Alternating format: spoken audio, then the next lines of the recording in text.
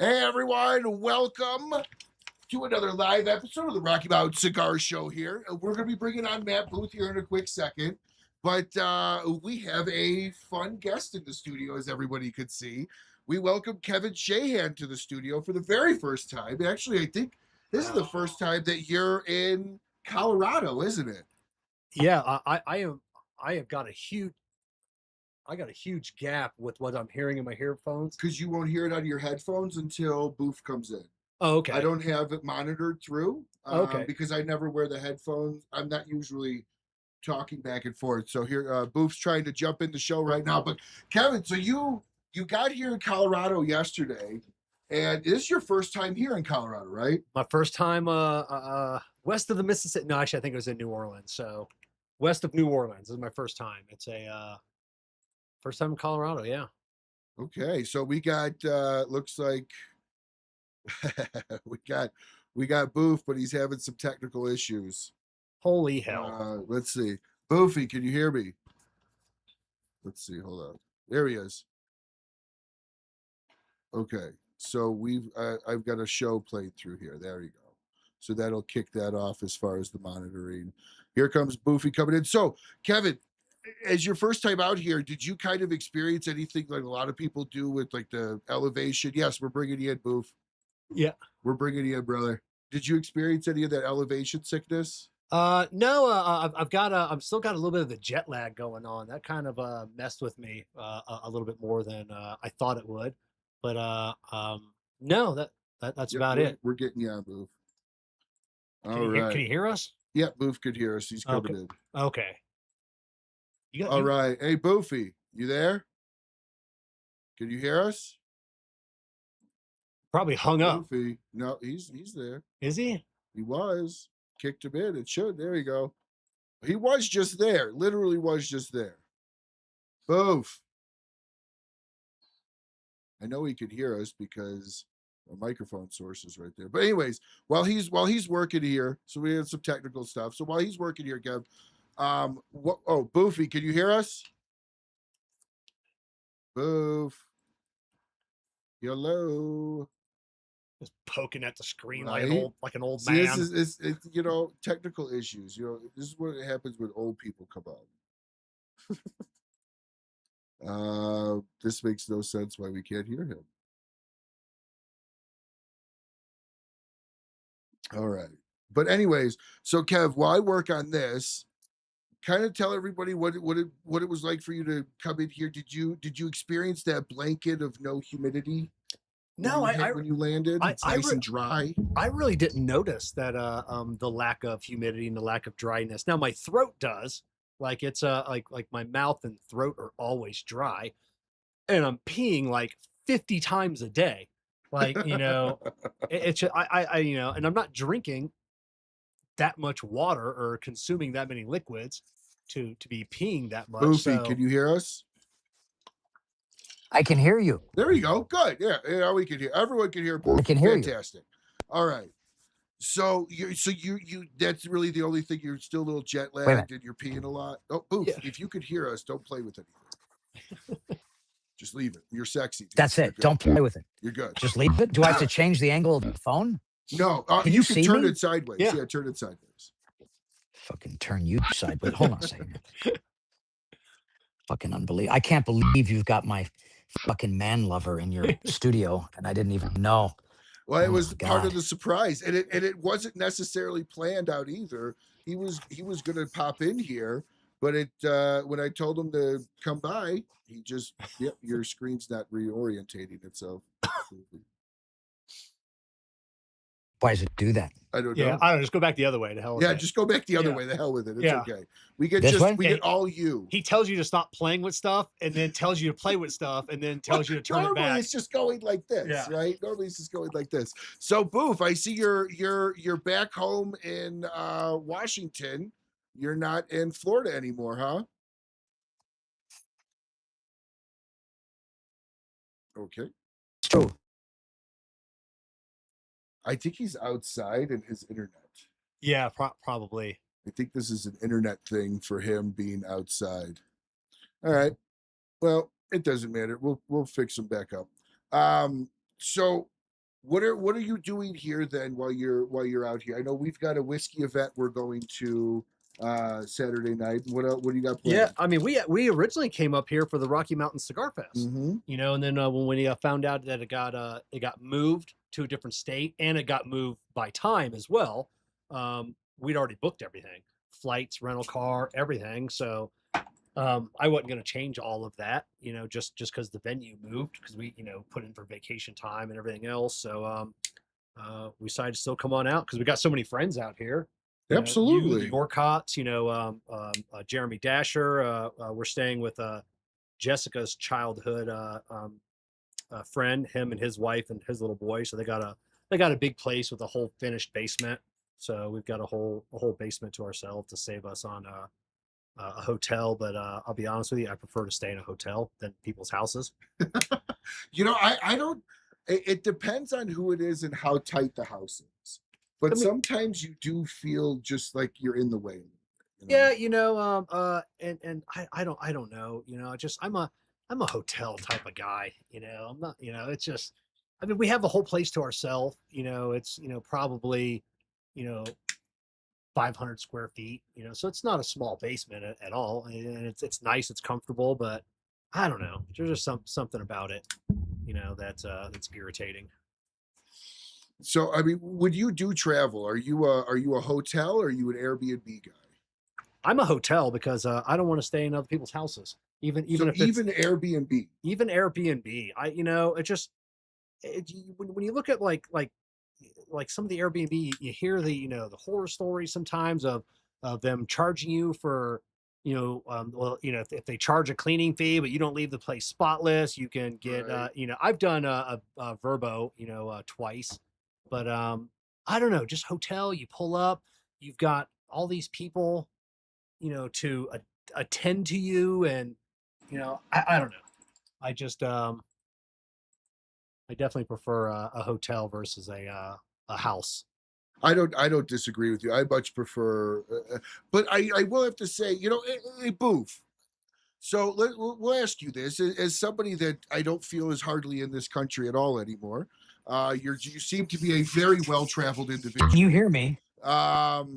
Yes, we could hear you. Okay. I literally just was able to log back into this fucking thing, man. The connection is you were super fucking outside. weird for me.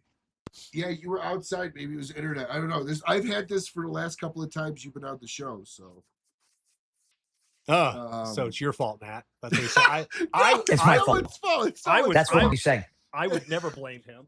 I would take the rap of like, it's my fault. It's technology. I'm so excited that you're here. That Cigar Prop is on your show. I am too. Like elated, just elated. It's almost genuinely feels full circle for me because Kevin was the first person I ever spoke to about ever doing a show. So to have him out here is just it's awesome. And it's really, really great to have him on. But can I ask you guys a question? I made a Facebook post a little bit earlier today. So just a quick question. When you're eating a hot dog, do you start at one end and go through, or are you like me? You'll take a bite from either end and work towards the middle. Ooh, I typically start at one end, you know. I'm not saying that like I won't be enchanted by the other bulbous tip like end to just to switch flip. You know what I'm saying? Yeah. I'm not saying I wouldn't. Yeah, see, the thing is, by the But time I don't go 1-to-1. Yeah, but by the time you get to the end of the hot dog, like it's just hot dog. There's not enough condiments on it, you know. So now you're just eating bun and wiener, versus if you go back and forth, you're going to end in the middle. Mm-hmm. It's interesting. It's interesting. All right. I'm gonna try that next time. Yeah. I like to. Depending how messy it is, but I don't see anything wrong with eating from both sides. If it's super messy on one side and you gotta like the taco, it's okay to eat from one side than the other. That's idiotic. Why? A taco? If you got a hard shell taco and it's falling out one side, you don't turn it around and eat the side the stuff's falling out. Who the fuck eats hard shell tacos? Yeah. Are you going to fucking Taco Bell? Is that what you're There's doing? nothing wrong with Taco Bell. I'm still getting a huge Unbelievable. delay. Well, I'll turn off the monitoring now. You won't. Oh, okay. But I All was only turning it on so you didn't have to hear, or so you could hear if you wanted to. Okay, but I'll still be able to hear Matt, right? Absolutely. Okay. Yeah, Yeah, that's fine. And you're sitting right here next to me, Sure. like Well, you just just in said case you can't earlier. hear. You know, I don't have people in studio Yeah. too often, If you so want to say something to me, you just turn over. You know, it's just not like I'm outside. So Boofy, you Tell tell me. everybody what we're smoking today. I will let Kevin know. Kevin knows, he gave it to me. I've never actually smoked this. It's an older release from yours, Kevin said. But in the "What Are You Smoking Tonight" part of the show here, Kevin, tell everybody what we're smoking. We're smoking the Room 101 Super Stroke. Oh shit! Oh, how cool, man! Tell us about How the cool. Super Stroke, Matt. When was it put out? Super Stroke, man. I don't even remember when we dropped that. Super Stroke was a lost and found variant that I did collaboratively with the long one, Rosadell at Caldwell, my dear friend. And it was made with William Ventura in the Dominican Republic, of little to no Dominican tobacco. And it was, it was nice because the artwork on the box, if you recall, it was an illustration of me with one, really robust, strong arm, Yep. as if to insinuate, Stroke. that I was not ambidextrous, Good. And good. so that's, that was the thing. It was a little collectible, hullabaloo that we dropped, and the kids seemed to dig. I'm surprised that you have some. Yeah, I think we've got 3 5-packs left. You know who we got them from? Which Matt, Cardick Shaw over there in South Carolina. Oh yeah, of course you got it from Cardick Shaw. Yeah. Who else but Cardick would have these sitting on their shelf? I think Cardick has like a vault of cigars of Nevermore. Yeah. Which is nice. If you want to find some collectible shit, that man's got it. Oh yeah. Every time I go up to see him, he's always got a new hat from some manufacturer. I'm like, how do you have this hat? Like this hat's like 2 or 3 years old. He's like, you want it? I'm like, yes, I want it. So he just gives me a hat. So I love nice. Kevin's obsessed with hats. Well, Tony says here, Mr. Booth, he addresses you as, I want to say thank you. I've purchased the Room 101 Payback, El Gran Pappy. Oh wow. And it is awesome. Also like the Big Payback Robusto. That's my man. I'm glad glad you did it, bro. I just ordered a treasure chest, full of what is my favorite? The God damn, it comes in 50-pack bundles. The Doomsayer, isn't it Doomsayer? Yeah.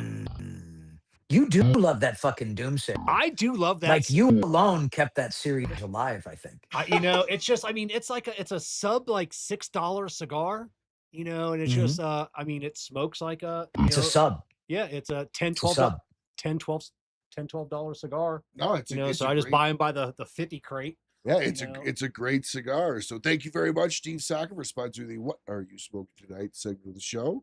Now we get back into it. So, if you notice, Boofy, it is represented. Oh, nice. I didn't want to hold it tonight. Yeah. It's okay. Kevin has done some holding of that that artwork. He has some very provocative imagery. Actually, he could just reenact that on your show. Yeah, I'm sure. Sit here the whole time. That would be nice, bro. Yeah. I don't know why you didn't do that. I can turn the camera off if he wants to. I could flip the camera. So how rad would that have been? So, Boofer, you're back up in Washington. You were down in Florida for a little bit of time. So that's correct. How has that been treating you? Because it seems like you're in the country for a little bit, but you've been spending a lot of time in Florida as of late. It's true, man. It's been good. There were some issues with some pretty major fires up in this area, man. So, we came back to kind of man the fort, and it was time. We have a larger family trip coming up in a couple weeks. And so we need to kind of get back to home base. And it's crazy, man, because we were gone for so long. We basically had to move back into our crib, and so it's just been like days upon end of unpacking shit and organizing shit and all of these things. But it's So, been cool, man. so let me ask you, for a guy that travels as much as you do, anybody that follows you Mm. knows you're in the Leaning Tower of Pisa one day, then you're in Egypt the next day, and pyramids. I feel like you're everywhere. I'm at the Blue Oyster in Chicago Right? on I mean, Thursday. it's crazy. Like, I And feel like you're everywhere. So when uh, you travel, do you yeah. pack light and then buy stuff on the road? Because something tells me you're a guy that instantaneously goes, I like it, I want it, I'm gonna buy it, and I'll just maybe buy some clothes in whatever country I go to. I mean, it depends, bro. I don't really do a lot. I used to buy I used to be far deeper into like fashion and shit. I used to buy as I traveled because different things were available in different countries. And, I've kind of become, a little lighter traveler. Like if it can't fit in a carry-on, man, like it ain't happening. Like I need to be able to, not risk checked luggage, as I'm traveling about. And I like, and especially, man, like in Europe, a lot of other places, like, hey, man, you're going to be on trains, you're going to be like the carry-on is basically what life is going to afford you, So, um, to be an efficient traveler. So, I try to wash things. If I'm staying in a nicer hotel, I'll send the laundry out while I'm there, and just kind of keep things fresh and keep it moving. Everywhere I go, I pack enough underwear as if I was going to shit my pants 3 times a day. That's perfect. I'm only here in Colorado for like 4 days. I kid you not, I Yeah, probably bought 15 pair of underwear and Entire suitcase. good for you. an equal number amount of socks. And of course I have 2 different shoes. I've got 7 different hats that I brought with me because I don't even know what mood. I got a whole Obviously. suitcase full of hats, socks, and Yeah, underwear. And that's it. yeah. He brought underwear over here. Yeah, yeah. So Well, got I my mean, got, look, man, we got the new gonna be lid. smoking cigars. Oh, wait, what you got? What's going on? Oh yeah, man, look at that, bro. That's not even. Look, that wasn't even. Hey, listen to me. Listen to me when I talk to you. That's right. You look back at me. There's something happened with the camera. But okay, we're back. That was never even released. You understand? That was Really? something that we made. Yeah, yeah, yeah. That was something we made for um, some of the sales guys as a gift. And I was like, fuck it. You know who needs like some insider trading? It's my man Cigar PROP. Fuck yeah. You know, there you go. Yeah. Oh, that's I got your nice. shirt. This is the Yeah. one you drew a giant penis on. Yeah, I mean, that sounds about The right. plastic bag, and I still have That the sounds right. plastic bag over there. Actually, Nice. Look, man. Look, I I've been drawing dicks for years, and it hasn't served us wrong yet. So I'm just gonna keep doing that. Yeah, and you have. I've got several shirts. Like you can tell when you have a shirt or a hat from a manufacturer that loves apparel. Like Room 101 has the best shirts, the best hats. They don't wear out. no. The only other person that loves hats as much as Matt is John Huber. John's a master hat guy, He has and great fucking hats, bro. he has great hats. But His hat game is supreme you know, in this it, business. it is because he loves hats. I've got, Mhm. like you probably the same way. I got dozens and dozens of hats from different Hats I counted. manufacturers, and I don't wear any of them No, because I they're all know. garbage hats. It's like, why would I wear that? It's like I don't, I appreciate it. Well, I'll wear it to take a picture with the cigar, but then I yeah. don't wear it out and about. Well, bro, the problem with all that stuff is like we don't give those things away. We sell them. I mean, and we might do like a some kind of raffle or like a giveaway type like gamification, but we don't. They're not promo merchandise, right? Yeah. And so when you're making things that you sell as a premium item, you can make them as a premium item. When you're making things that you're going to give away, it's just a sunken cost, and you need to make it as cheaply as possible, and that's what you get. You know, Yeah, that's it. I mean, what do I know? Yeah, and then people end up not wearing them. So but people You know, ask me all the time, like like your hats. like John Huber and a lot of these other hats, they're 40, Saka 50, makes great hats. too. 40, 50, $60 a hat. People are like, how can you spend that much for a hat? And I go, put one on. Like I don't own a hat that's under $40. I mean, if you're going to get a nice Yeah, man. hat, But even New Era is like $55. Oh yeah. Bro. Yeah. Like, and our hats are the same quality. They're actually made in the same factory that makes New Era hats. Yeah. So it's the same quality. It's the same hat. It doesn't make sense to cheap out on like wearables, right? Because the whole point is you want them to be comfortable for people to wear. And so like it is a marketing expense from that. Now maybe cutters, lighters are completely a different animal, but like you don't want that one itchy shirt, or you don't want that shirt that just completely shrinks to a size small, even though it started at a 2X when you dry it the first time, So it's really important to spend the additional couple of dollars. I say it like that. When you're buying them in the thousands, that couple of dollars is thousands, Yeah. right? So like it's a big True. expense, but at the time, it when you were first starting out, I'm sure your swag was a lot more simple.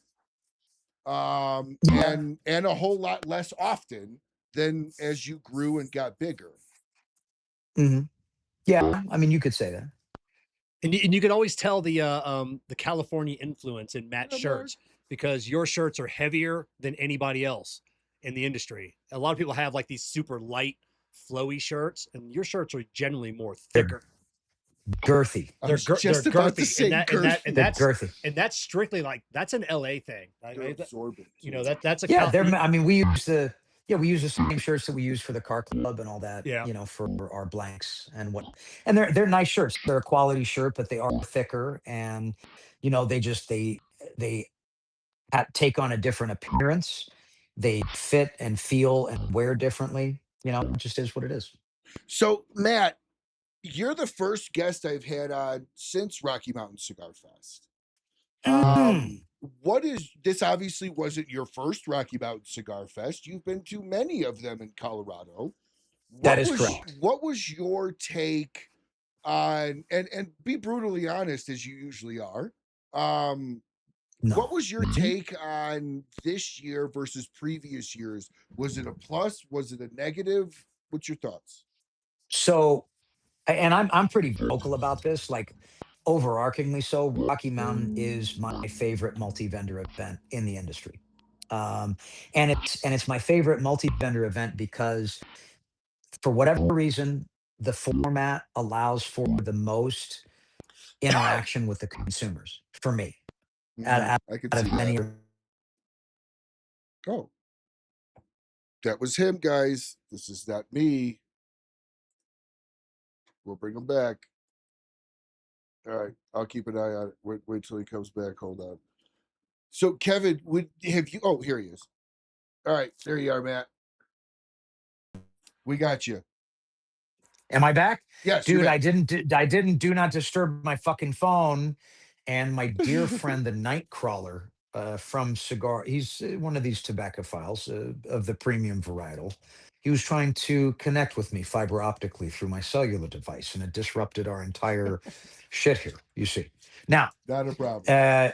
I have been very outspoken that Rocky Mountain Cigar Festival is my favorite multi-vendor. And I'm just going to repeat myself because I don't know where the fuck I got cut off. Yeah, but it is because the way that it is architected, it always allows for the best interaction and the affordance of time with all the consumers. And that's what I'm showing up for, man. I need to molest and glaze the minds of as many people as humanly fucking possible, right? To continue the spread of the infection of whatever the fuck it is that we think I'm doing at this point. And this year was no different, right? I thought in that regard, like I had a tremendous amount of quality time with all the consumers that came through. In terms of sales volume, they cleaned off our table this year. Not to fucking show off, but just like they do pretty much every year that I go there, raped and ravaged my products from my table, right? How quick? And exchanged monetary.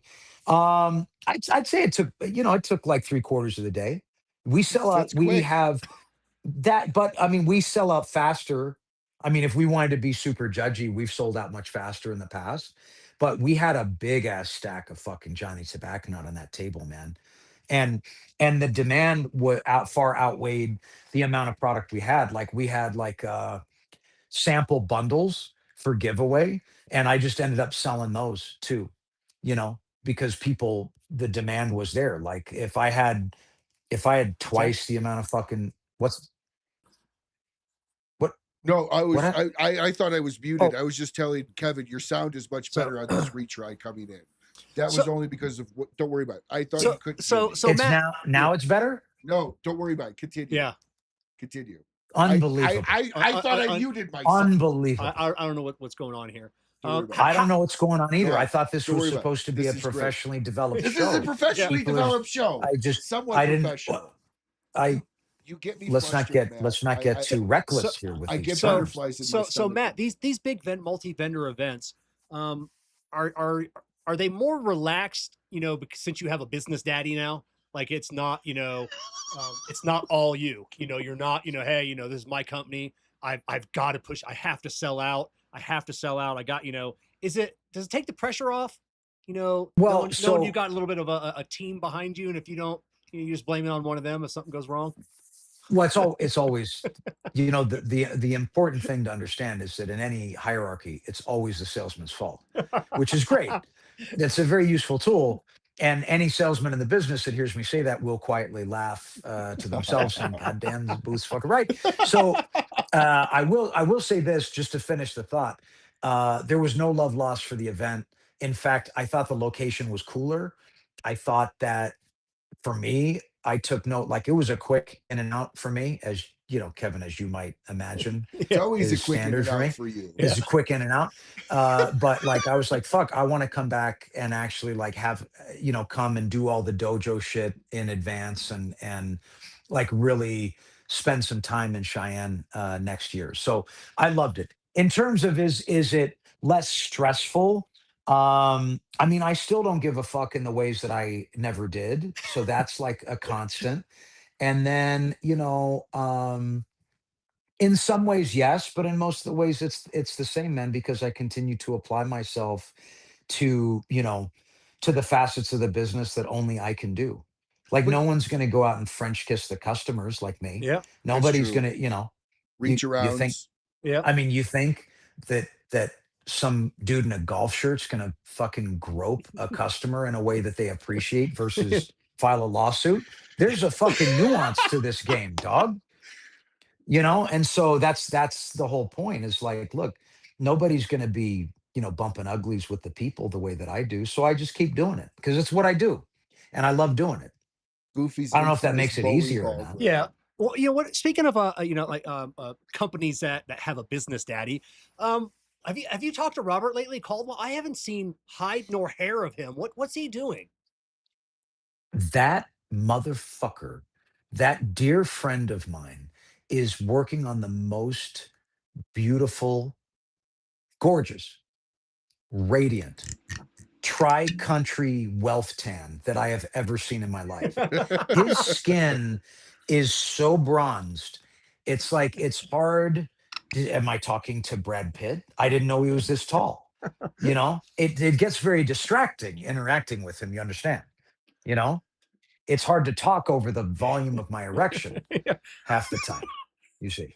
Volume. But I speak to him frequently because he is a dear friend.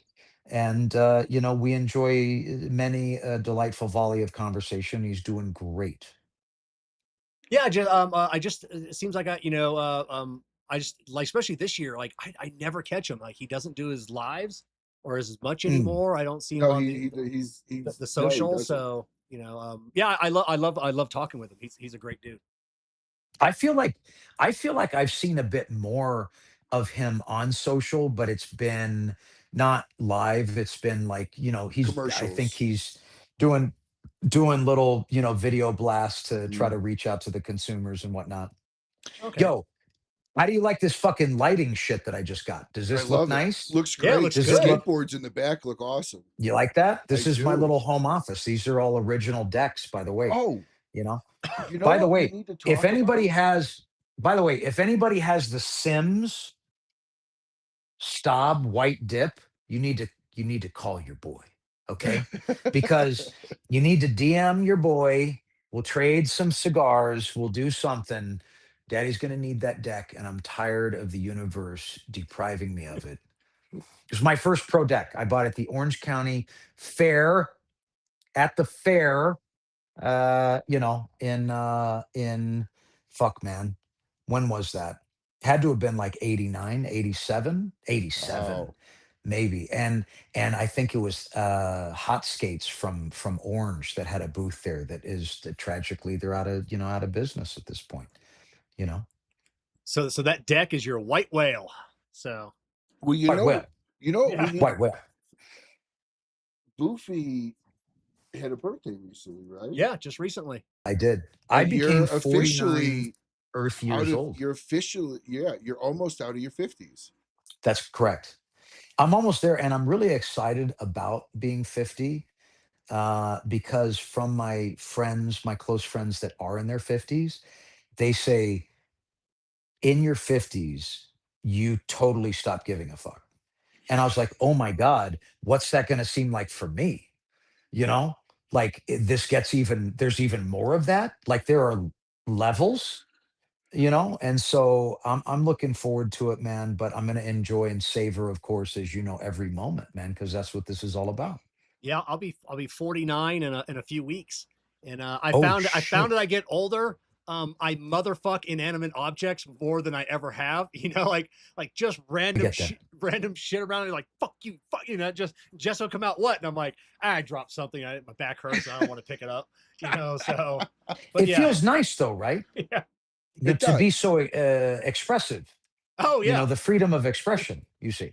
Oh, That's it. absolutely. And I was messaging you the other day, and Ryan, how old are you, Ryan? 40. I'll be 42 next year. 42. So So, do you find as you get A older, young man. like, yeah, young man, it's I was telling this to Matt that I'm just hitting my stride. I feel like I have Yeah. more creative juices. Just it's Hmm. like, and now it's just like the world truly is my oyster because I have, a little bit of coin. I have a little bit of Hmm. notoriety. Ooh. I've got this more knowledge than I ever have, and it just feels like for the first time in my life that I truly can conquer the world, and nothing can stand in my way. well, one of the things that like one of Fuck the yeah. things I do wish I would have done was had my kid earlier. Mm. I would say I understand why so many parents, like my parents, had kids when they were 19 or 20, and even some of my other like it's just easier, it's less tiring. I wake up every morning and I feel like that animated skit of like the xylophone with your back, like, oh, there's a new pop today. Yeah. Oh, Mm. what snapped? Can I even put weight on it? So like it's I'm starting to feel like that. I had my daughter when I was 18 years old, and I always joke with her that we literally grew up together.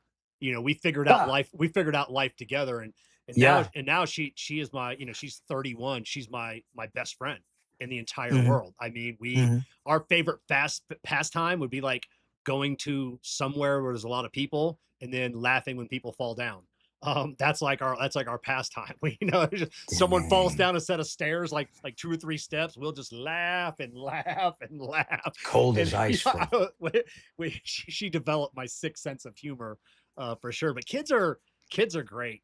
How old's your little boy now, Matt? He's got to be. He's 11, bro. He's 11. God, Jeez, he looks like way a older full. than I know. 11. Sometimes I it's like, was is that a going to say, full when grown does he man? start driving?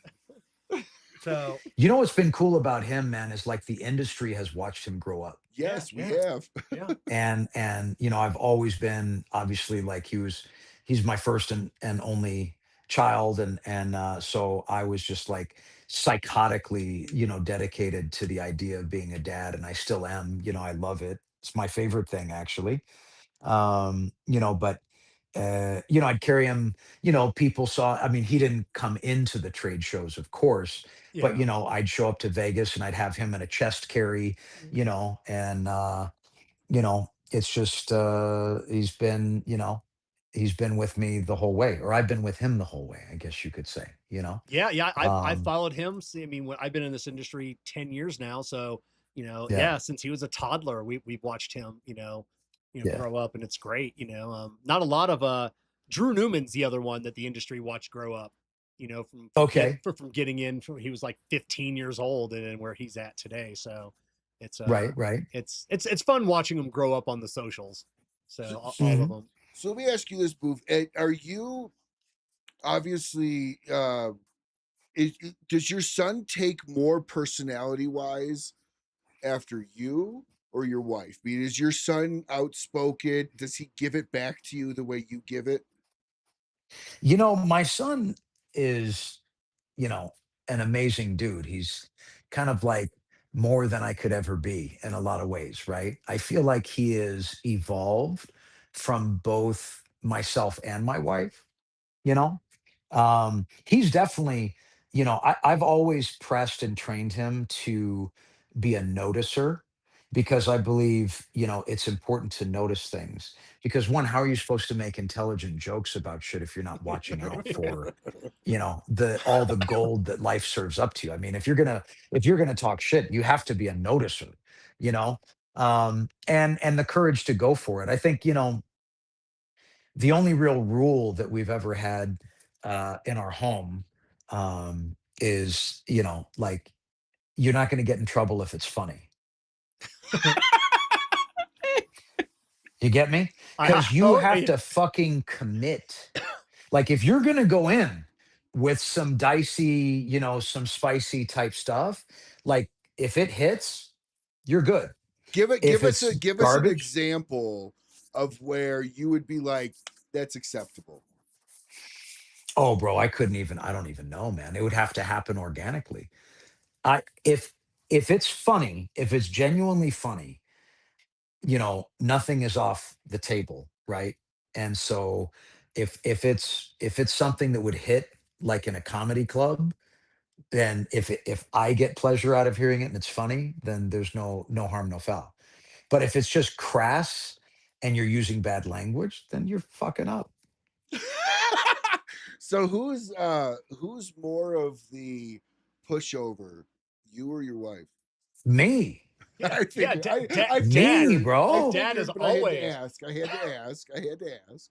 You know what? He's super, he's mature in a sense where he doesn't like take advantage of it like crazy. And I hope that he continues to be that kind of G that he is, because I think it's a classic, stage for his personality to continue to develop from. It's like, you know, um, he doesn't take it too far. And it's natural. Sometimes he'll even tell me, he's like, Dad, enough swearing right now. So being I'm like, what the fuck? yeah, but being so young, is he like his future is? Do you guys ever discuss that? Like does he have goals that does he being 11? Does he want to be an astronaut? Does he want to be a firefighter? Or has he had any of those? So he's very interested in potentially pursuing his pilot's license Oh, that's and Oh, having a awesome. really? career as a pilot. Yeah. Like in And the military or like commercial?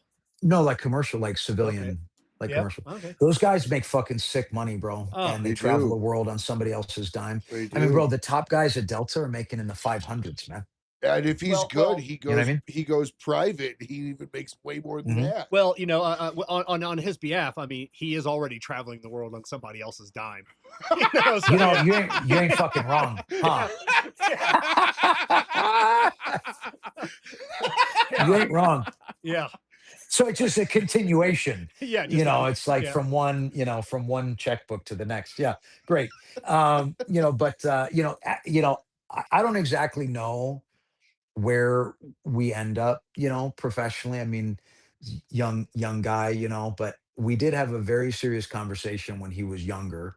He was probably, I'll say he was 8 when we had this conversation. We were traveling as a family, and we were in the hotel, and I could tell he was kind of like in his thoughts. And then he said, Dad, you know can we go for a man walk? We had to, Mom had to stay in the room and luxuriate, and we were going to have a man walk, and we were going to, he wanted to talk to me about something. So I'm like, all right, man, let's do it. Let's have this man walk. And so we're walking. The lights of the city are around us. It's, like 11 o'clock at night, but there's a lot of light coming off the buildings and whatnot. But it's seemingly quiet, like there's not a lot of people around. And I'll never forget, man. He turns to me and says, Dad, I want you to teach me how to be free. He said, I don't need I want to say what he said is, I don't need a plane or like a huge house. He said, I just want to be able to, pay for my, apartment and pay for my food and never worry about money. And he said, I want to be free. And I Wow. said, holy fuck. I said, I Wow. will teach you, That's I heavy will and teach heavy. you what I know how and have yet to achieve in my own fucking life, to be free. I will pass that on to him, and so, but what a deep ass, because Yeah, he did say, very. he said, I see what you go through in your business. And he said, I never want to live like that. Because Oh he yeah. sees my stress and he sees the challenges and he sees the fight, everything, like our job as promoters and what, I'm pretty fucking open and honest about everything. And the cigar business is an amazing forum and platform to actually be open and honest with your people. Like there's some semblance of a sentiment that many of us, not all, because fuck some of them, but not all, that's the minority. Majority is like, we are genuinely in this together, and I think that vibe resonates from a consumer level to, the blogosphere, the media guys, like, a lot of these guys that started their blogs, like it was like maybe within a year of me starting in the business. Oh yeah. Like we've all evolved together, right? And they've seen these pitfalls and challenges and like, so whatever, man, it's a fight. It's a fight until it's not, I guess is what I'm saying. So Does he what a wild perspective. Huh? does he comprehend your celebrity status within your world that you work in? Like, does he understand, like, obviously at this point in time at 11 he probably does, but does he comprehend, like, daddy's traveling for work and we're going there for this and it's because of this, and then he sees you being surrounded by everybody wanting a hug and a picture? Like, when did that click for him that you were within your universe a celebrity, I would say? When he's, Does that make because sense? of this, no, 100%. And because of the smoking, he has been absent at a great many, things, by design, because of his age, he's just not allowed to attend. You know what I mean? But I remember, kind of funny. We were in Japan together, and we went into a local cigar shop to have a cigar with the guys. And I have a very dear friend named Mario Takayama, who lives just outside of Tokyo. And I met him. Are you guys there? Yeah, Yep. we're here. Yeah. Okay. I I thought just something put you in the changed on the center. I, screen. I just made you Oh, bigger. I'm centralized. Yes. Now, we go into this small cigar shop. And in Japan, they don't give a fuck because everybody smokes, right? So he's hanging out in one of the chairs with me, and everybody's smoking and talking and whatever. And at the end of the thing, everybody, you know, walks out of the store with me, and makes sure that we get in the taxi to get back to the train station. And we're being basically sent off. And he looked at me in the cab and he said, wow, you're famous. It was But it was just kind of like a moment, um but it's a cool way to have that type of little like stroke, of like a little bit of notoriety. Like I can go to the grocery store for my family and nobody gives a fuck, you yeah, Correct. know yeah. I these are like I have dear friends that are like world class, like celebrity level, tattoo artists.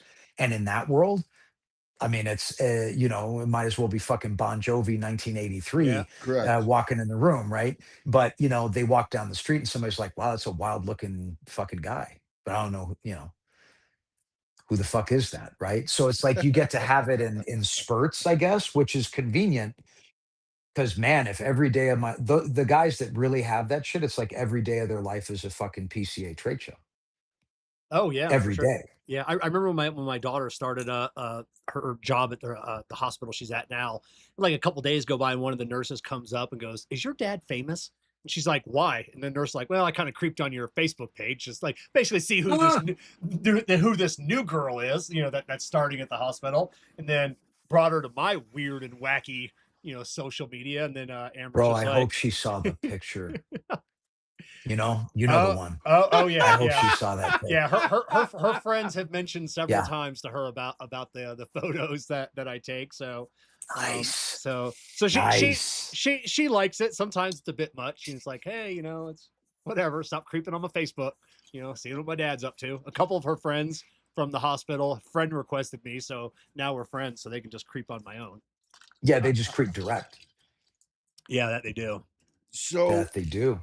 your son's 11, and He's 11. I think you're probably a little bit more free about certain things, maybe. So, and if your son came to you at 15 and said, Hmm. "Dad, I want to smoke this payback with you," or Hmm. doomsayer, what would your response be versus your wife's?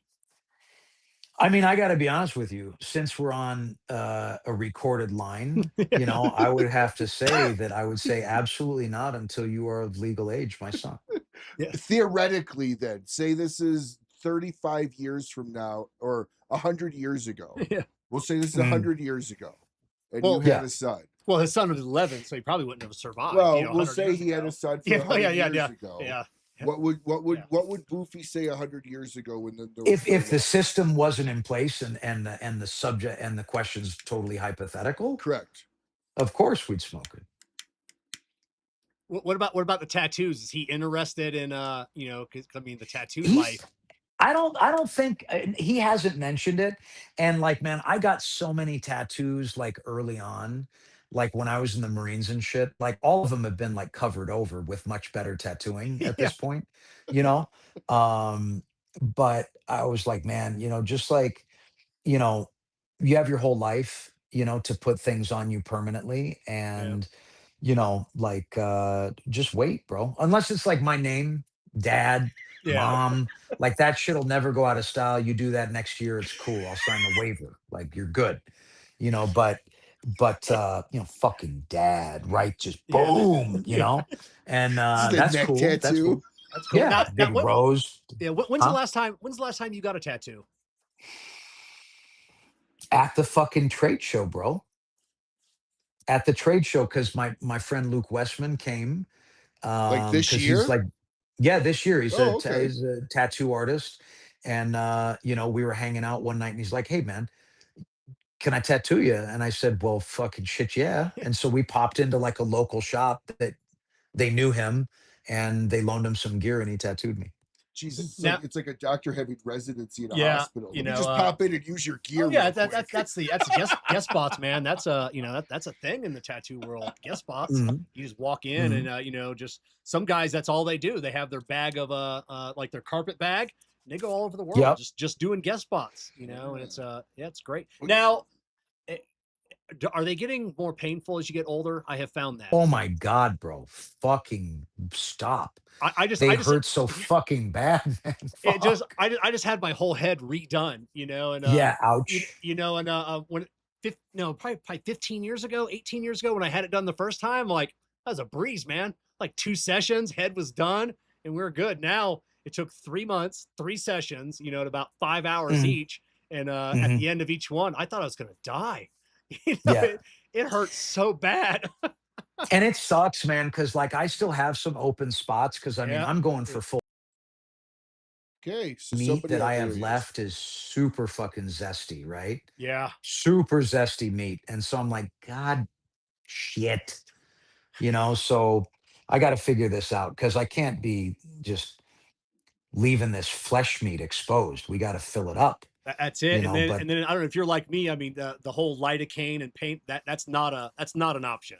Like you either sit through the yeah, pain or you fucking don't do Yeah, it. I've seen yeah, guys talk about going under anesthesia. Yeah, that's a big thing in LA right now. The anesthesia tattoos. yeah, fuck all that But shit, that's man. gotta be brutal when you wake up. Yeah.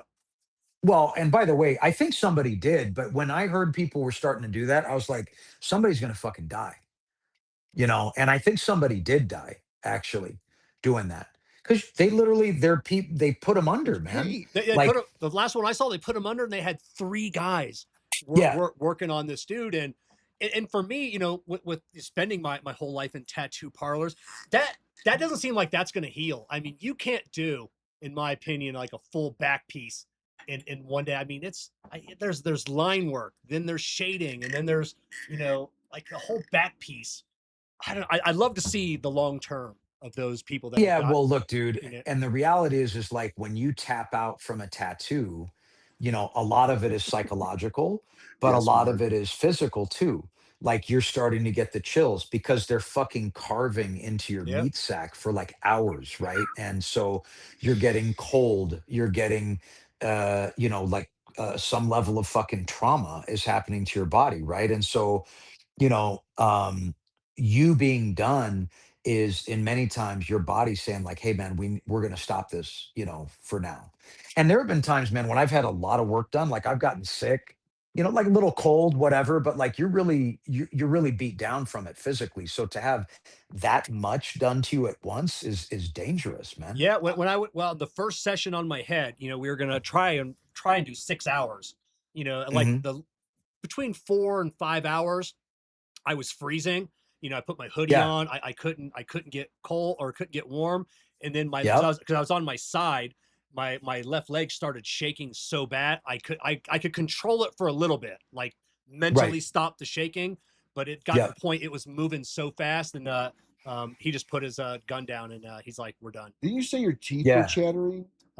Yeah, my teeth chattering, and then but he knew the signs. He's like, your body has Yeah, given that's you, all like, it's given yes. everything it has, and like this Yeah. is, we're done. Yeah, those are trauma responses. Like your body is fucking tapping out, dude. Yeah. You know. See, I Mhm. I want one tattoo. I want one tattoo That's what right everyone here. says No, until they no, get it. I'm legitimately up until recently. I started doing this whole peptide craze, so now I'm not Mm, afraid of needles anymore because I'm stabbing myself like 15 times a week with various different peptides, right. which has been going great, by the way. Um, Good. I want my tits are filling out, so I Hmm. feel like now is time because I don't have the ski ramp tit. It's actually plump, Okay. right? So Okay. now's I want I to like get that one, for you. but it's a family brand that was actually it's still upkept in Florida, uh, from mid 1800s. Joshua Lafayette Miller, late 1800s, and it's just a Hmm. circle with a J and a 6 in it for 6 letters in Miller and then Joshua. But it's the closest thing I have to a crest, and it's like $20 for 5 years or 20 years or something ridiculously cheap. So my brother keeps it up to date, so it's always on the books. So it's a Okay. still registered brand in the state of Florida, but my dad's like, we could solve it. I got a blowtorch. I'd get that thing pretty hot. We could just, and I'm like, Oh, I, like do a I'd brand? I rather do a tattoo, so I think, than a brand. so Have you I ever branded I I thought yourself? I thought about doing a No, man. brand. I thought, there's, the tattoo shop I go to, like, hey, we should do like a brand, and then brand all of our good clientels, until we started looking into what your body does with the brand. That's a year. That's a year of pain Is it? when you Yeah. do it, when you brand your body. It is. Now they do it with With the cold, which I yeah, heard they is do it with, not 100% permanent for life. but the heat, and to brand you, it's a year-long process, and you're in pain for a fucking year. I couldn't do And it. then, and that's if you don't Yeah, get an I'm good with that. infection. Yeah, I'm same good with same that. same I'm here. I'm good on that. I'm good with that. But I do want to get that tattoo at some point. I might be 70, but you guys are telling me as you get older, it hurts more. Yeah, So Yeah, I but I don't mean know that's if I'll gonna be do it over beyond quick, 45. bro. yeah. It's a smaller tattoo, It man. is a small Like you're tattoo. gonna be fine. But like as you get older too, like past a certain point, your skin starts to get thinner too. Yeah. Mhm. Right. So you don't, I mean, they'll tear you apart, bro, if you try to get that shit when Yeah, you're 70. you'll split open split open Yeah. like the Christmas Vacation turkey, where you and it just opens up. That's your Oh. yeah. What a visual. Oh Yeah, my God. Mm, Could yeah. you imagine just mm. tattooing someone's arm and up? Uh, So, Matt, how much of your body is tattooed? I mean, you could strip down if you want and show us. Kevin's already shown us what his looks like. I was thinking about doing that. Just take my pants off, you know? Do you have your legs? Do you have like a? Yeah. Are you have Man, sleeves? the top of this thigh, the top of my right thigh and kind of like part of the inside of it is open, which is gross. I got to fill that up because I look down, I'm like, oh, that's just not. Ooh, That's just not. that inner thigh. That's one of the spots. It's like, whew, I'm glad mine are done because I am never going back to the inner thigh. I went in for that. Like a good friend It's of mine gonna has done hurt. most of my tattooing. And I was like, yeah, this is no big deal. And they're like, oh, you thought? Yeah. I was like, fuck, man, this too. And they're like, think about it, Booth. Think about it. I'm like, fuck, you're right. Keep going. This shit hurts. I heard So ribs is the worst. man, the ribs and the fucking belly, like the lower part of the belly is like fucking excruciating. Yeah. Honestly. Really? See, It's that's where I eject a it's lot. like I don't feel it. I it's got a like big really nose. like it's like really painful, man. Ugh. Yeah. Yeah. So It's the rib. The probably rib. this Yeah. area is open, like from about halfway to this set of ribs is open, and then that thigh. And then of course like neck, hands, which I haven't done any of that yet. You know what would go great on your thigh? My show logo. Yeah. You know, Yeah. I think that should be taken into consideration. Lightly. He'll bring probably. that into the team. They'll discuss it, and next year that'll be on the agenda. So for- does your wife have a say in your tattoos? Does she can she look at you and go, I want to see this on you? And you would consider I it? mean, she could. I mean, if she had something, I mean, I would get it without question. Oh, you would. I have her Okay. name right here, right there. Is it her name or and is it right there? no, it's her name. Okay. Yeah. Okay. I've got. I probably have. I don't even know how many names I've got on me. 25 names. Not Really? Booth. Yeah. You Not don't my have Booth name. yet. Why What's not my Booth? name? No, I don't have a Ryan either. So You know, my buddy used to have, he actually won quite a few bets in college.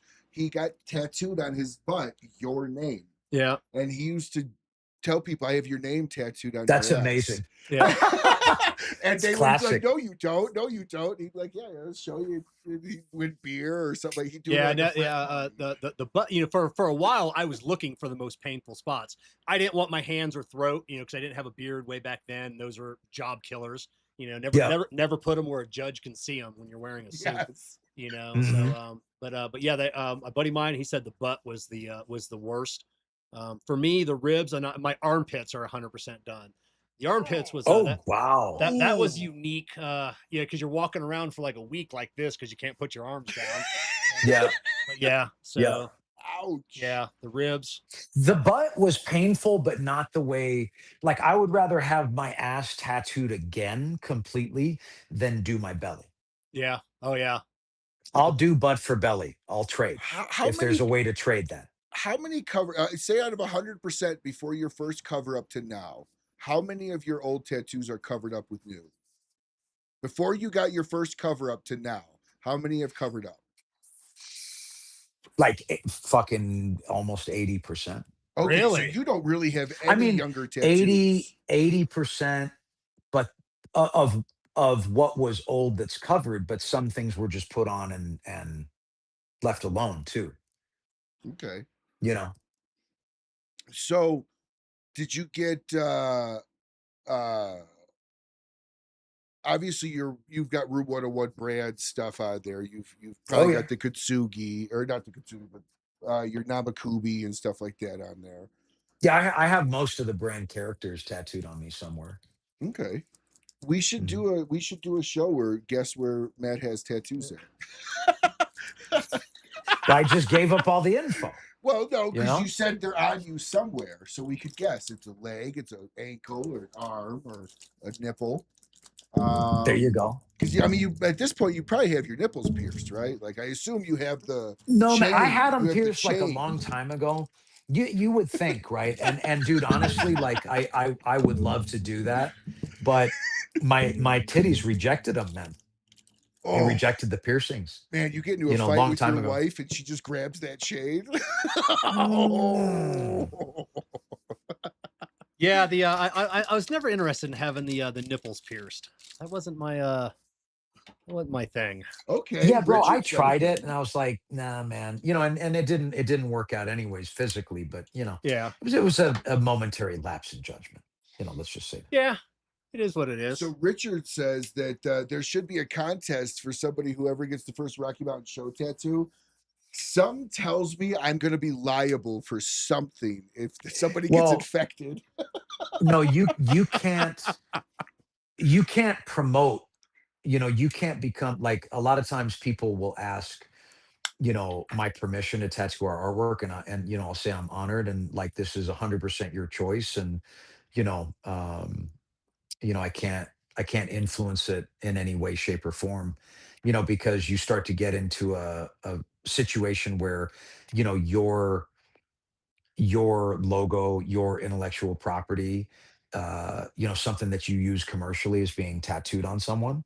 And there have Yeah. been cases where people have tattooed, like people have run contests, like tattoo my logo, Yes, or like and tattoo the forehead and stuff. Yeah. and that usually ends very badly, for people. So Well, so Matt, as we kind of come into your last year of your 40s, you're going to be going into your yeah, 50s. You sold the company. You're kind of sitting back a little bit more than what you would have been, say, 6 years ago. Um, probably. where do you see this next leg of cigar world for you going into Yeah. your 50s? Yeah, man. I mean, look, I got to be honest with you. I came into this space with virgin blossoming passion and excitement, which are two kind of different Yeah, things. I showed the first Um, video you were on like 15 years ago. oh, no shit. Last time you Nice. were on the show, we watched it together. Nice. Yeah, yeah, that's right. That's right. But, I don't think that I've ever been more excited about cigars than I am today. And I just feel like there's a lot of road ahead of me, man, in this space. What that means, I don't really know yet. I just know that it's, man, I entered this space, from a factory level 18 years ago, and commercially in market 17 years. And somewhere along the line, this thing that I thought was like a super smart idea to add to my, a category to add to my branded business concept. And, I somewhere along the line, I handed my life over to this thing, you know? And so, which I'm not sad about that at all. I just think that um, this is my home in a lot of ways. And so I'm just looking forward to continuing to live in my home. That's all. So we don't, in any sort of near future, we don't expect to ever see you go away from this industry. We expect to see you in this industry for many years to come. Yeah, absolutely, man. Awesome, because Yeah, I I'm would be like sad. a chancre sore that you don't want to get rid Shaker of. sword. And Yeah. the Yeah. one conversation that we have privately, me and Ryan, me and like Coop, like a lot of people, which brands that sell out, or sell out such a bad word, that sells to a larger company, which of those brands die when the principal stops being involved in the Hmm. company. Hmm. And people say, Room 101, can't stick around without Matt Booth. And I we were talking about this earlier. I am a firm believer that Room 101 is a lifetime legacy brand. I It's around well Oh, after, for sure. there are some companies that aren't. We were talking about earlier. Dunbarton Tobacco and Trust. Steve leaves the industry. Does Dunbarton stick around for another 10 years, 15? I don't think it does. I mean, Steve's a friend of mine. I mean, I can say that. but Steve will I tell you that too. I don't think Dunbarton, you know, you know, sticks around after Steve leaves this earthly realm or decides to just leave the business. But Room 101 always be around. Caldwell, that name will always be around. But See, I think Room 101 will always be around, but Matt, I'm sorry, I love you too much to think that the brand itself, if and when, say you left in 2 years from now, Mm. I can't see that the brand, it would have to rebuild itself under somebody different, because so much of your image is the brand, your personality, your girthiness to the brand. I had to throw the word in. Exactly, brother. But I mean, see, it's a like, decent use of that. but like, I think you are so intricately involved that there would have to be a phasing out of you in order for Room Well, look, man, 101 to not be affected by your departure. the whole idea with me remaining as kind of like a caretaker for, a partnered caretaker of the brand as it went through some of the, kind of like adolescent level changes Correct. that Yeah. were occurring to, weave its way into this much larger machine as a byproduct of the brand's sale. You know, had I not remained to help with that, I believe that there would have been disaster. And that's I why that was agree. mandatory for me. I said it's absolutely and but we had shared vision. Like their attitude towards that matter was carbon copy of mine, you know. And I think because we have in the grandest spirit of partnership applied ourselves to from both sides, my side, their side, our side collectively, to make sure that happened, under our collective watch as well as it could, which I believe we've done a decent job. I I agree. mean, I got to be honest with you, man. I don't know a lot of brands that have gone through the process that have fared as well, I would as Room agree. 101. I would agree. Um, Look but at we're going to recent see what, years. yeah. Well, look, man, and there are a lot of instances where this larger company will buy an independent brand and then it's completely euthanized of its soul. Okay. And it's almost destroyed to then be rebuilt in this new likeness, right? Mhm. That is the likeness of this machine that is now its owner, right? And it's not, I mean, nothing's impossible, but I believe that we've created enough of a backstop for this thing that it has the best fighting chance imaginably possible, to go the distance. And without question, no matter what shade of its existence it is in, it's not going anywhere. It's owned by one of the largest companies in the world, my man. No, It's absolutely. it's a Exactly. permanent brand. Absolutely. But Drew Estate went through that. Talking with some of the guys on the inside. When JD sold and he stepped away, that was from what I was told, it was a pretty quick Yeah. downward They brought him spiral back. until they brought him back, and then now he came back and it just seemed he seemed to be more invigorated, more passionate about the industry, and Mm. that brand now is I mean, But see, like with somebody like Boof has the personality that draws people to the brand. Like if you've never heard of Room 101, but you watch a show with Boof, you're like, man, I gotta support this guy. He's great, he's funny, he's outgoing, he's comical, he doesn't take anything too serious. He's just a fun guy. Let me go try his stuff. And Fun guy. that's where like I feel like if you like I agree with you. If you would have been like, okay, sold, done, out, I don't think the brand would have. I think it would have succeeded, but I think it would have been a hard process in that. Now, did you ever Oh yeah. feel that they? Was there ever a point in mind? And if I don't phrase the question correctly, please correct me. But did you ever have a feeling that they were after you to take you out of competition with them? Because you are a big brand. You were a Yeah, man. legitimate But competitor with them. I mean, look. So there's a theory. There's the Does that make idea that sense, a by the company. way? Yeah, I know it does. I mean, my initial reaction is like, how the fuck am I supposed to compete with one of the largest companies in the world, yeah. Correct. right? Absolutely. So, but there is an idea that says, okay, there's only so far any of these large entities are going to grow without purchasing more market share. And Room 101 has always represented a viable amount of market share as a craft brand, and so, you know, um, their their own company owned brands are going to grow to a certain scale every year, year over year, as they keep pushing. But if you want to add on this much meat at once, you're literally going to have to bolt it on, you know, and that's what the acquisition portion I think is about. I mean, that in my opinion. Well, after you got bought out, the whole Forge thing was really kind of created, or right around your buyout. It was either Forge was created right before that, as far as their selling brand, and then they kind of Am I explaining this No, right? I think Forged was around for a decade. No. I'm saying, prior. but like Forged is now like their selling group. Am I saying that right? Like Yes, you're on, okay. That's what I was talking about. Okay, That yeah. type of formation. Forged's Yeah. been around for a while. Yeah. But that formation, was that part of your buyout? Was effectively kind of moving and help and having you help create that Forged selling team? I think at the time, I mean, look, they had already established. So here's the deal. I had been flirting with these corpos for years, okay, behind the scenes. And there was a point where we were getting hot and heavy in conversation.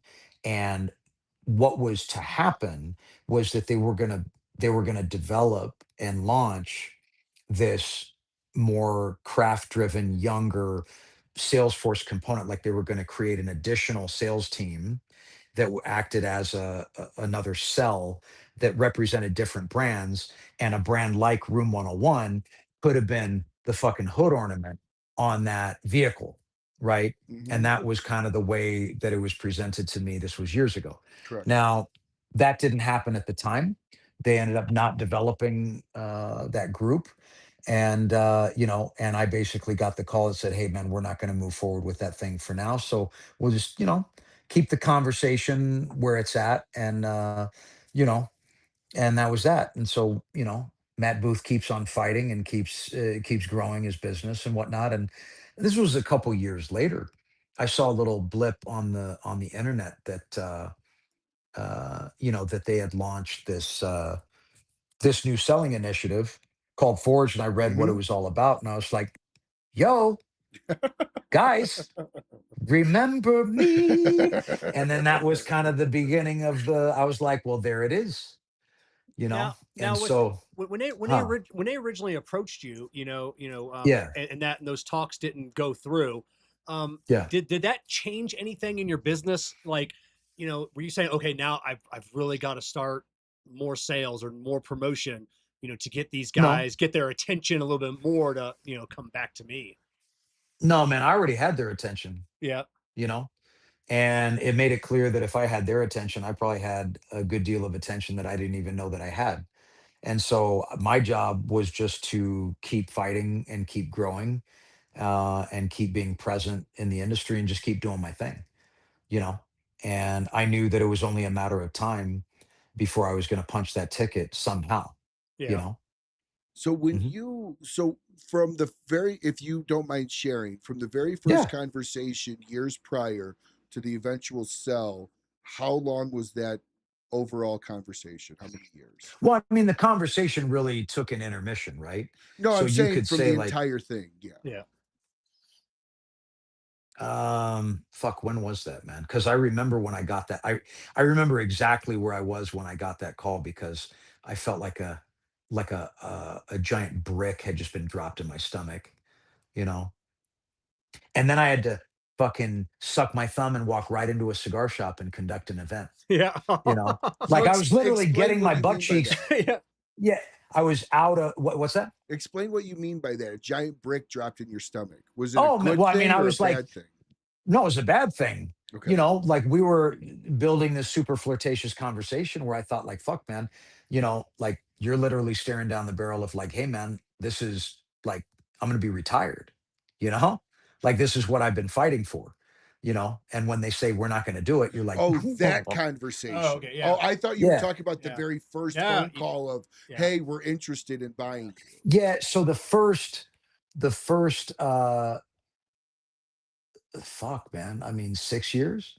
Okay. Okay. Yeah. So when that first phone call happened, Was it 6 years? Might be 8 years, maybe I don't know. six. When I'd the have, fuck was that? I'd have did a Rick James. I'm rich, bitch. right? So, Well, in 6 or 8, when you had that Yeah, first phone call, yeah. what was the did you even know you were on a potential list of acquisitional thought processes for some of these companies? Or did it catch you off surprise to go, holy fuck, you want to buy me? Oh my No, God, are you serious? no, because that's what I was doing it for. Okay. like that was So the your goal end goal from the was to beginning. sell it. Yeah, A hundred percent. we've talked about this when I started Trash Panda Cigars. Some people asked like, "What's your goal for this?" I go, to sell to Yeah. someone and give me a lot of money. That's my goal. It's that's it. Yeah, bro. That's what we always build. Build our businesses up to. To hopefully, And yeah. I what was the question again, Did bro? you think so when you originally got that call, were Yeah. you floored that you were on a potential acquisition list for a company to be interested in? Like, were you ready at that No, time to have that conversation? I Like, was ready at that time. I had invested a lot of money. Like I had, hired a firm in LA to help me understand, how to evaluate my brand and our okay, business, and I created a system for that early on that I kind of continued to monitor. And it wasn't a surprise. I guess it was as pleasant a surprise as you could imagine when you realize like, hey, man, all this hard work and the direction that I want to move in is materializing in front of me, you know, and but I wasn't like overwhelmed, like I wasn't surprised, you know, but I What's that? was I was satisfied Yeah. that it was kind of proof that I was moving in the right direction, if that makes sense. What's that paperwork stack when you sell that you've got to go to an office and sign? Because just oh last my week, god, I was in my estate attorney's office. I had to do my Hmm. will, ladybird Hmm. deed, all of this stuff, power of attorney, and I had about Hmm. 300 pages to to Yeah, to wow, that sign. sounds about right. That's what I'm saying. Is that I mean, did I did you think our did you deal was it was multiple. It was a stack of different contracts because they're yeah. different contracts that manage different facets of the arrangement, well, it was also a right? separation of Room 101 brands from Room 101 cigars, correct? Yeah, that was part of it. Yeah, yeah. That's a big separation because you've got a Yeah. lot under Room 101 brands. It's called coexistence. So everybody understands we're going to coexist in the world, in these different categories, product categories. Yeah, and at least you're in different categories. You're not staying in the same, Yeah, you're not draw. really competing against yourself Yeah. Right. with the site. So did that phone call come in your mental timeline when you've been working through this? Did that phone call come earlier or later than you expected? That first phone call 6 to 8 years ago. Well, look, man, I mean, my journey has been a bit up and down, right? And, I wasn't able to catch that momentum the first time around, and with little to nothing to do with how the brand was performing, and just everything to do with kind of like political temperature amongst larger companies, and at the time, and then I kind of went into a rebuild stage 2017, and really was starting over again and building momentum again, which I built up, pretty quickly, to get kind of back to where I was in that first period. And then, so like, it's being prepared, and then that aligning in a head on collision with the appetite on the other side, right? Like, it had been, I think, quite some time since there had been any form of like brand acquisitions in between some of the last round and the acquisition of my brand. Of course, I could have that wrong, but I don't remember any big headlines about that for some time, because the fucking appetite wasn't there. Correct. So when this is going through, do you what is your how does that work then with your wife? Does she just go, dude, this is all you do you, and I trust you? Or do you bring her in and like consult with her, hey, babe, this could be a big change for us. This could be this. Like, how much of that did she have a say in, if you don't mind me asking? I mean, look, she's my partner in life and has made so much of this even possible for me, you know just by manning the, mama bear tends to the cave at home, right, while I'm out swashbuckling and slaying Sure. dragons many a day, right? So that is a partnered effort as far as I'm concerned, um, and back in the day, quite frankly, she used to travel with me a lot. We'd do events together, and super cool, right? But um, I mean, she totally trusts. Uh, kind of my compass on these things, but I would always take her input if she had it, you know, um, and it would carry a significant weight, if she felt compelled, to inject, to put herself into a situation, you know, but sometimes I need that, bro, because I get so hyper focused on things. I'll tell her like, hey, if you see me wormholing on something and you see me about to fucking, hit the car in front of us, you need to fucking hit me and say, hey, just take 1 second, take a breath and look at this. You know, just just take a look. Cause I think you're focused over here and the bigger picture is here. So, but if you're asking if I asked her permission, no, No, not permission, you but know. like if like I It's not just one was of those. curious as far as that relationship because obviously you've had the brand pre you guys getting married because what Room 101 Yeah. brands itself was 2004, right? 3, yeah. 2003, 2004. So I just was just curious if she kind of was like like I trust you, babe. You do you. You've been doing But I this for mean, a long mostly. time. I mean, mostly, mostly. But like I chat with her about things, from time to time, and she kind of knows. I like her to understand what's going on, because I like, this is a family mission, and so I don't spare them sometimes the gory details, because at the end of the day, especially with my son, but also my wife, my partner, like I want them to understand what this fight has really looked like. Yeah, you talk about the scary details, and it's probably financial, because most people don't realize, I always say, to get into the cigar business, you have to be comfortable with amount of debt Yeah, that would break most people. So same with Jessica. She's very integral into my business. Mhm, I don't tell her the gory details. mhm. I don't need her, harping on that now. It's like tell her, the amount of debt. And then there's a lot of sure. money comes in. But there's a lot more goes out sometimes. You know how that is as a brand owner. You're writing them checks. You're like, God damn. Oh man, So it's always like 2 steps forward, 1.5 steps yeah. back, man. You know, but somehow, if you keep your eyes on the prize, man, you will move forward. Oh You yeah. know. Absolutely. Uh, So since when we talked privately, I asked you how what's the biggest change, and you had told me I get to sleep in now. Oh Uh yeah, I do get to sleep in now so a little so bit.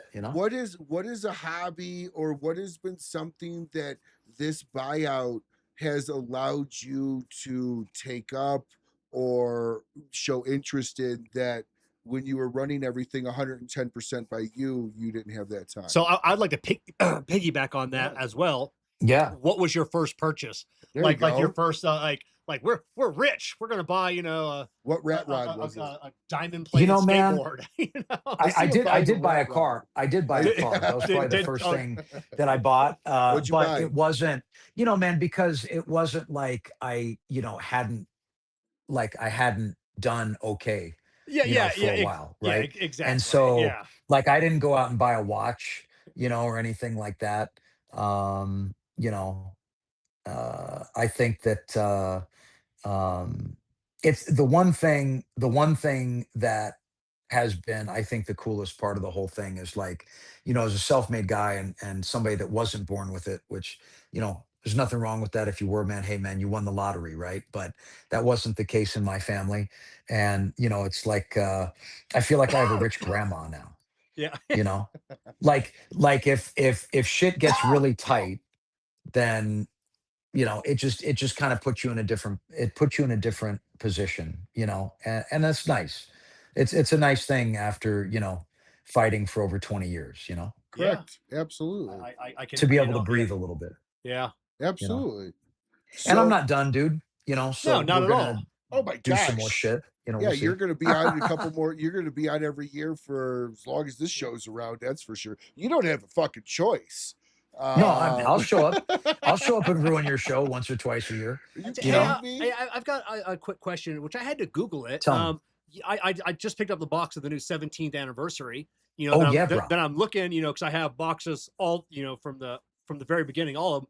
You didn't do a 2026 or no So or 16th anniversary.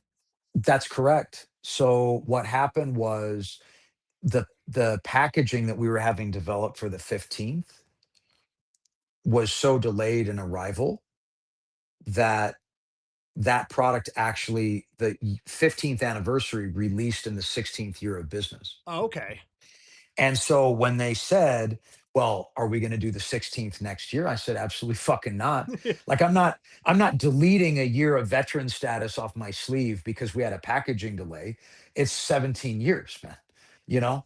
So so 16th anniversary just never was. But you also didn't officially put out a 10-year until, right? Am I saying that wrong? No, The I 10 put out a 10 year. I The thought there 10th was came out in the 10th year. I thought there was something within your release you did at PC. What thing you bought? The humidor. The humidor. That was not released publicly, but was released in the humidor, unless I got that wrong. No, he just brought back a few of the blends. Oh, Oh okay. yeah, man. Okay. No, Yeah, that yeah. humidor had every year, right? So they're limited series, right? So they're not replicated every year as like a production. I So that, yeah. misunderstood. I misunderstood. Yeah, okay.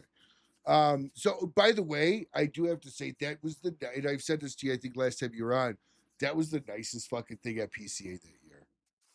It was cool, It was right? funny to listen to Abe go, before I even touched the booth, they were already sold, and Kevin hounded me that I want one. I Mhm. want one. I want one. Yeah. Now, I don't want to bring it up, but I've been, even Abe has told me you need to bring it up to Matt next time, because we've talked several Oh times. shit. We've talked several times, and I've never brought it up. The little plaque for the humidors that didn't get numbered. Oh yeah. I didn't do that yet. Okay. That's all we have. Mine has a number. Mine has one, so I'm not worried for me. I didn't do Well, that he yet. originally only I made gotta do 101 that. Thank you for the humidors. Yeah. reminder. You originally only made 101 humidors, right? We made 101 that were meant to be distributed to retail, Correct. and I made extra that were artist proofs that were meant to go, for example, like to the editor of Cigar Aficionado, to the editor of Cigars and Spirits and Enthusiast Report, and on and on, right? And esteemed partner kind of gifting. And the demand for them was so high that and people genuine it was the difference between people that genuinely wanted them getting them or not getting them. And so the decision was made that some of those items would also be sold, you know so that was it. Well, we have a question here from Tag. He says, "What's the story with the cigar with the anniversary logo? It looks like a lotus where a caterpillar has been chomping on the leaves." Well, that is our housemark logo. So that is a rendition of a Japanese cherry blossom that you'll see on a good deal of our products. Mhm. Except I typically modify the flower in some way artistically per series. So like the anniversary series just has like a little drip, a golden drip coming Yep. off the flower, which is what we refer to as the Annie drip, as it were. And the leaves in the flower actually have tattering in them because they're meant to represent the weathering that we've taken on over years of building our brand. There's a significance to the composition of the logo. So, do you have another plan or vision to put out another humidor like that when you could fill it with that same amount of anniversary cigars? Like, is that going to be something that we see? No, because Once it'll we- make mine worth less. So no, we're not coming Well, out. man, I mean, we're gonna have 20 Don't years do in it because business, it right? doesn't make Yeah, it. yeah. But I want to do something different. You know, Yeah. we're gonna have 20 years in business, but I wouldn't just rinse and repeat the same shit. I would do something that I was compelled to do for 20 years in the game. anything you're willing to announce early that we can hold you to? I don't even know what it is, bro. Yeah, we're a few years. Had to ask. We're a few years We're, away. you know, I always look for a breaking news reason to use it, so I had to ask. So no, man. where obviously Room 101 still kicking ass. How is the jewelry side faring, the gin side faring in comparison to the cigar side? And would you ever consider releasing that if somebody approached you? Like, was that your Yeah, man. intention in starting that too? I mean, all of it. Okay, Right. so Like you're this was never, look, what I've learned about all these industries, like people ask me all the time, like, man, you sold, your cigar business. Like, I thought maybe that would be something that you'd want to, pass on to your son. And I say, no, no, no. I love my son. Yeah. I would never do that to him. I wouldn't fucking do that to him, man. And I feel that way about every business I'm involved in. What's up? Yeah, I say because I told my son that when he was younger, because I'm a mechanic. And he's like, I want to be a mechanic. And I just want to slap him and be like, no. Yeah, the fuck you are. Yeah. That's it. Like I didn't go through this shit, so you would just repeat like this. Let's move on with it, man. Onward and upward, my son. Absolutely. So everything's cool, man. It's constantly a fight and it's constantly up and down, but that's the nature of everything that we do, man. So have some really cool shit on the horizon and all those spaces, and we'll see what happens, man. So Tag, if you're looking for flavor notes, the best place to go, you go right onto smokin.com. You can look at their 17th anniversary and they'll give you flavor notes with inside of the description. They're actually really does anybody pay attention to the flavor notes? He was asking. I know. Who the fuck pays attention to that? Just smoke the rod. Well, bro. so Teeth the rod. So that's a good point. It's actually one of the Kevin and I've talked about this so many times. When it comes to like flavors, I stopped doing reviews, part and parcel because of YouTube made it so hard, right? The scissors. Yeah. But like I stopped doing them because I had so many people coming up to me going, I didn't get this, I didn't get this, I didn't get this. And I go, did you like the cigar? And they say yes. And I said, then who matters? It doesn't matter at all. But we have another question from Chef Brent over here. Is there any chance that the JT10 will make a return? Absolutely phenomenal plant rod. God, man, I fucking hope so. I can only beat these drums so loudly for so long, but I promise you, I would love to do that for you if I could. So that's a maybe. It's a strong maybe, I'd say. Strong maybe. Strong maybe. So it's a strong maybe if he finds time. So, what? By the way, what was the car you bought? You didn't say. 39 Chevy Coupe. I knew it wasn't new. I guessed rat rod. Was it a rat rod or was it new? No, it was just it was new. I mean, it was kind of what was interesting about the car? I found it in Texas, and it was like an early 2000s street rod build. But it was like done really fucking well. And so the bones of this car, it was a really unique find, and the price was super respectable. So I was able to kind of like purchase something with a lot of work, like quality work already done to it, which is not normally what I do is I buy like a rolling abortion and then have to rebuild the whole car. That's kind of my method and my relationship with the vehicles. Like I want to light them all on fucking fire, except I wouldn't be it would only be, an accident. I wouldn't do that. Insurance company, it's not, I might be praying for it, but I'm not going to do it. I just want to establish that as Now, so I say when you talk about, like when you buy that car or when you buy any car, do you what you want in a car changes as you get older? Like man. So my dream car is 67 GTO, got a tattoo of it on my back, and 20 years ago, I wanted completely stock. Now it's just like I'm gonna need them lumbar seats. I'm gonna need some air conditioning. I'm getting older. Yeah. I don't want that bullshit anymore. Of stock. It changes, bro. It does change, and my pendulum has swung dramatically. Over the years, and there's so many different cars that I really love, just their shape and their natural beauty. But they have to be. It has to be modified in a way that is pleasing to me, in some way. And I can't just have one. I can't settle on one, man. Yeah. You know, It's I'm a it's hard. philanderer. Yeah. It's hard. Uh, For my wedding, which I'm going through divorce right now. Obviously, these two know. Um, but for my wedding, I call him my tiny Italian. He actually married my ex and I. Dave LaPella, love the man. I've known him since I was like 8 years old. He brought, without asking, because he knew I would absolutely not care. He brought a 38. He brought his 38 Ford chop top with a 427 small block in it. He is oh, the nice. second owner of the 38. He bought it in like 71. Um, No and it was shit. in pieces in his garage from like 82 to I think like around, I was 19 when he got it done. So God 2006, damn. 7, something like that.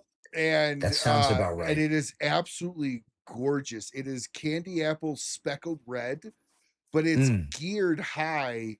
Am I saying that right? Geared high for better gas, not geared low for speed. So it's a cruiser. I mean, he's put 160 on it, or close to 160 on it, since he's been driving it around. Oh, good But for him, he bro. brought it to my wedding. He's like, he comes up to me, he goes, "So now that you're 25," and I'm covered on his insurance, because that was what his insurance was. I had to be 25. He's like, Mm, "I'd like for this to be your getaway car if you're interested. I don't know if you have anything already planned." I said, "No, I'll cancel whatever I had. Absolutely. I've been wanting to drive this thing for years." So he actually nice. gave it. It was manual steering and a 38 Ford. So like my wife's dress took up 3/4 of the front seat. And I'm Yep. sitting there like, just doing this. But he changed it. He put a tape player, CD player in it. He put air conditioning and stuff like that. So it wasn't a complete full original Restro, but it was as close as you'd get with slightly modernization. But I like the very AC. nice. I like, and then, people will say, oh, you're taking away the value of the car by not, by not making it stock. And I'm like, well, if you go back to the 50s, those guys were making the cars better because they hated them at the way they Yeah, they come were. up. It was all about customizing them. It was all You know. about, so it's Mm, never, not been about customization. They didn't have AC prevalent like we do now, but it was, mm. bigger motors, different rear end gear ratios, better seats, taking seats out of this one, taking the bench out, putting, a couple of buckets in. And, Well, if you think you know, about it, the guys that were doing this originally had no blueprint for it. They were making it up literally as they went. Correct. yeah. Now, I don't, Full custom. this would be a question for both you over me. I don't know anything about pricing, but does adding AC and simple common amenities, does that actually take away from from a just a straight up original Restro? So from what I see, that there are guys that are interested in that car that won't buy it because you did that. There are guys that are interested in that car will pay more because you did that. But Yeah. I'm saying No, Because they, hundred they normal percent. because normal Yeah. pricing. what's that? If normal pricing, if a full Restro is 50 grand and you put AC, are you losing money on that, or Oh can yeah, you because still hit you're never 50 getting out grand? of a car what you put into it. No, So it doesn't make any I'm talking difference. about Yeah. like sell price of a full Restro is 50, but because you have AC, are you looking at less than that? Well, If it that's depends on the the buyer.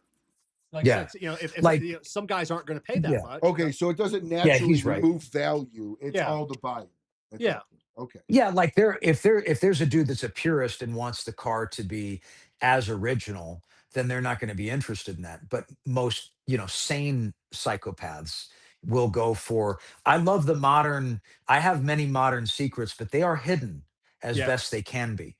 For the aesthetics, because the aesthetics of those cars is fucking unmatched and beautiful. You Yeah. know, but yeah, AC for sure, So if money was no option for you, and man. neither was time or anything else that involved relevancy to this question, what vehicle would you buy and what would you do to it? Or would you buy ready to go? Fuck, man. I think I wouldn't buy anything and I would just go around the world like 5 times with my family. But the I think question I involves a car.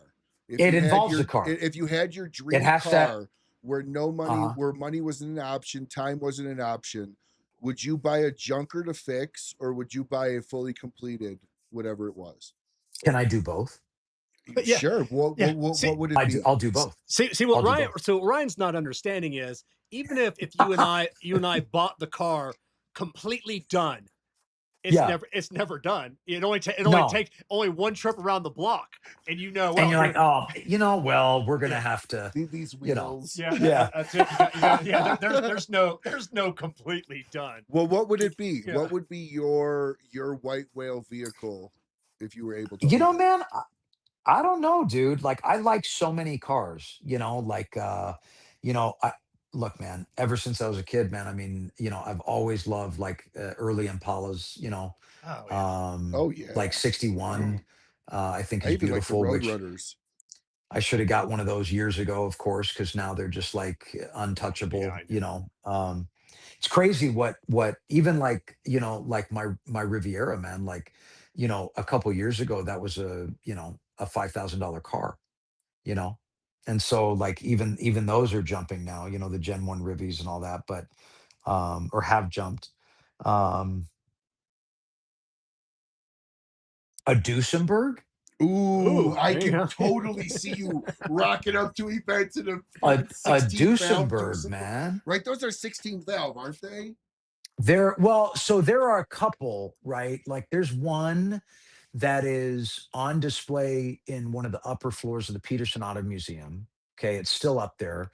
And there's also there's one that's in Jay Leno's collection that was owned by like a pharmaceutical giant. And it's not, and that car specifically, that Duesenberg, because they were coach built, right? They were custom, they were bespoke vehicles. Sure. So the cartoon car, that has all the fucking hoses coming out of the front end. Like this is the stereotypical, Duesenberg profile. But that car was almost very like coupe like a 40s coupe. Sure. Almost. But it was huge, because these cars were massive. Such a beautiful car, man. I know. It got to your house about 2 hours before you did. Yeah. Right. So one of those, man, I think, I mean, if we were just going to say fuck it and go for it. Yeah, for sure. That would be a heck of a, I could see you pulling up at Room 101 events with a doozy. In the doozy? Yeah. Just rocking the doozy? I think that might be the only time, if you actually rocked one, that Abe would consider letting you drive it into the TGS floor. Yeah. Yeah, you got all these guys pulling up in Bugattis and all this modern bullshit, and you're like, settle down, sugar tits. Daddy's gonna park. And you pull your shit in. That's it. That's right. For me, it would be a with money unlimited. It'd be a '67 GTO that I give to Chip Foose, for 2 years. Oh shit! And just be like, okay, do your things for me. Him, Chip Foose, and Troy Trepanier. Two of the legendary car builders of my lifetime. You're going to spend $100,000. I don't know. I don't know if Rad Rods by Troy is even still in business. I haven't heard, anything from him in years. I always see Chip out and about. Well, you got to do two. Let's be fair. If money's no object, you have to do two of them, because one, you got to keep on the back burner, because if you fuck up the first one, because you're going to rip the thing around like a fucking animal. Oh yeah. And then something could happen. So while that's getting fixed, you need to rotate. Yeah. You almost got to be a little bit like JC Newman and open your own specialized machine shop just to work on it. Yeah, that's what Jay Leno has. He has his own little machine shop, fixing his cars. So are you, I assume your go-to car years are probably pre-60, right? I mean, I like the stuff in the 40s and the late 30s, but I like the 60s what I mean. Too, man. I like all of it. Like, it seems like you prefer that hot rod pre-60, 50s, 40s, 30s look more than like he's going for the 60s, 70s muscle look. Is that a fair evaluation? Oh, we lost him. I guess he didn't like my question. Yeah. He'll be right back, I'm sure. Yeah, I'm an early 60s, and I would say 62 to 69, even 69, they started getting more rounded. The government started getting involved. 68, I think, was the last real good year. When was the year for seatbelts? I can't remember. That was 70s, right? Yeah, I can't remember. I'm pretty sure that was 70s. Because right now, if you do a full restro, you don't need to put seatbelts on if the car was not from the factory with seatbelts, right? Yes. Yes. How is that possible? Like how can I not get a ticket? Like if a cop pulls you over, do you have to like pull up the stats of the car and say it wasn't released? Yeah. Like how does that even work? Like how would you manage to explain that to a cop? Or do they just have like a record of when I think they just know. I think cops just know. So that's I love cars. I know enough to break all of them. I don't really know a whole lot to work on. I've worked on a few of them, but the first time you're gonna laugh at me like crazy on this. I don't know if I should share it, but first time I did an oil change in a car, I was working at a Christian camp up in Wisconsin, Silver Birch Ranch, and I chose the biggest wrench that I could, and in trying to put the bag on, I grabbed it and spun it, and I got called an idiot. I had to retap it. So my first oil change, I also learned how to retap an Yeah. oil pan. There you go. So you do this a lot. What are some of the dumbest things?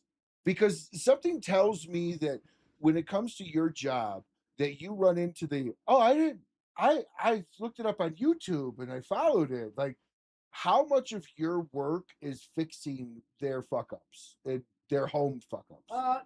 Not too much. Every now and then we'll get a car towed in because someone tried to do their brakes, so they couldn't figure it out, so they'll tow it in, and then we get a box of parts on the front seat. So that's always a little bit of a pain. Do you have these conversations with your clients where they go, I didn't do anything, and you're like, clearly you did.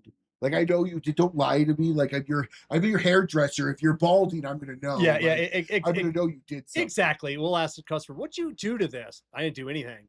Well, there are new parts on here, and your alignment is way out. So I go, "What did you? I need to know what you did, so I have a better starting point." And then same thing when a car's running rough, and then you'll see like an aftermarket air intake tube, and then you go to the customer. What else have you done to this? Because we can't do this. We can't start this project, or this procedure without you being honest with me and tell me what you did. So it's not often, but it happens. How, what do you do when the people just play dumb? Because I've always considered like, and you can't call them out. Like at a certain point, you have to stop pushing, right? If they're Yeah. There's sometimes like I'll tell the customer, I said, hey, listen, there's obviously been a lot of work done to this. There's a lot of new shiny parts. I will try and do what you want me to a certain degree, but if it doesn't fix the problem, that's not my problem. It's like like I don't know, if you put the wrong, like we had a guy come in, Chevy Silverado, put control arms in it, and he needed to have an alignment done. So we asked him, was like, hey, did you put the new control arms in? And I was like, no. I'm like, well, they're new and your alignment's out. So somebody put these in. I need to know the specs on these. Don't do it for free. Yeah, like I need to know the specs on these, because I'm trying to align this and it's not coming into alignment. So did you order these off of Rock Auto? Did someone else put them in? And then and then they'll be like, oh yeah, no, I didn't do it, but I had a buddy of mine. He put these in. Now it comes out. And I'm like, all right, well, I'm charging you for this alignment, and now you have to go tell your buddy that you need to have new parts put in, and then now you need to come back and have it realigned again. So was there ever a car that was brought in that you were given? Because I assume you're one of the more senior techs within your shop. Yeah. So is there like a price range of car that only you're allowed to work on and senior tech? So if somebody were to bring in like a no, I decline everything. I don't want to work on anything but new stuff. So like if you bring me in a piece of shit and they'll be like, hey, this car's running rough, and I'll be like, not my problem. How do you decline that?